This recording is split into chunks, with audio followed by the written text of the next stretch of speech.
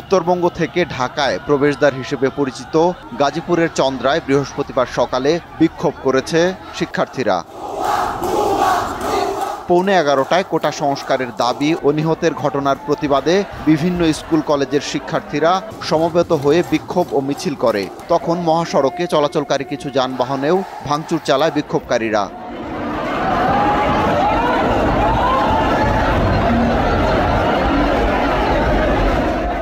এদিকে ঢাকা টাঙ্গাইল ও ঢাকা ময়মনসিংহ মহাসড়কে দূরপাল্লার যানবাহন সীমিত আকারে চলছে।